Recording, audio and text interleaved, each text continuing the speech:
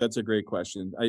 So really for what it came down to us is technology. So this kind of comes from my background, right? Like, how do you scale to 500 stores? How do you make sure the quality is there? How do you make sure the experience, like you said, is there?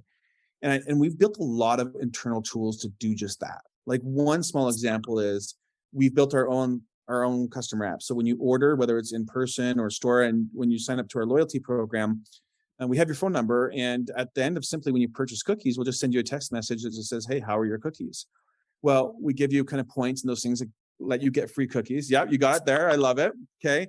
And it sends you a message saying, share a picture of your cookies. And when you share the picture of your cookies, it goes into this big system that we have, and we get thousands, tens of thousands of cookies every single day from all these stores coming in.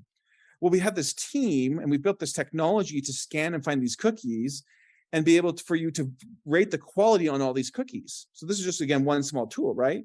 But we go and we rate the quality across all the stores. And we say, okay, here's our quality. And then we put it back to the franchise partners and we show them, they can not only see their quality, but they can see how do they rank and stack up against others. Okay, well, I see my cookies here. I see, okay, this is the coconut cake. Okay, I can see that our dressing wasn't as good as it needed to be by 10% of the time compared to this other store.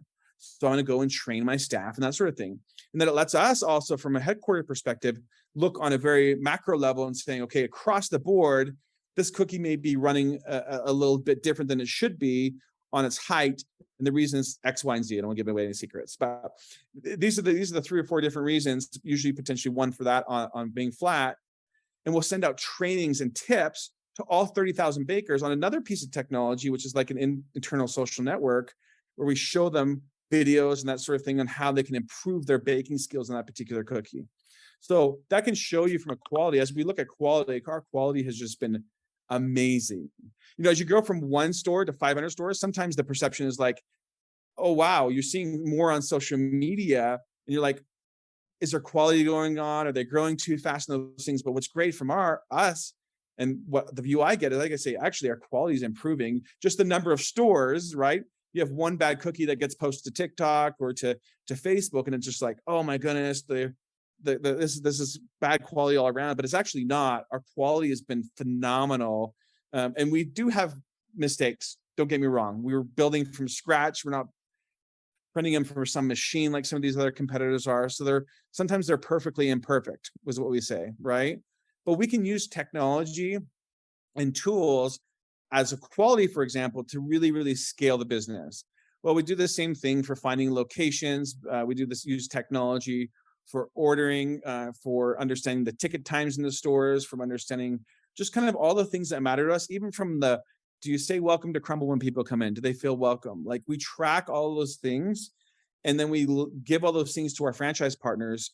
And another thing I think that has been really, really huge for us, and has been probably one of the biggest, if not the biggest reason for our success, is all of our franchise partners who've come with us have all come and have tried Crumbl, have tasted it, and then wanted to open a Crumbl.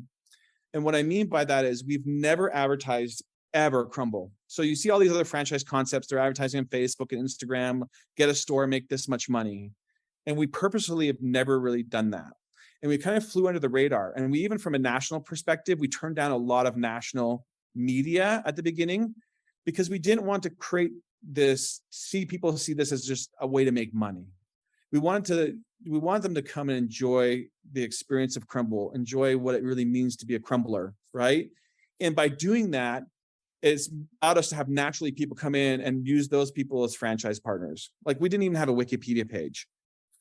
We had 500 stores. We didn't have a Wikipedia page, but that was all by design to really bring in people who really, really care, who love the brand. And so having great quality people that are in their stores, running it, loving the brand, loving the product that they have, there's really no replicating that. And I feel like that has been a huge key to our strategy to succeeding.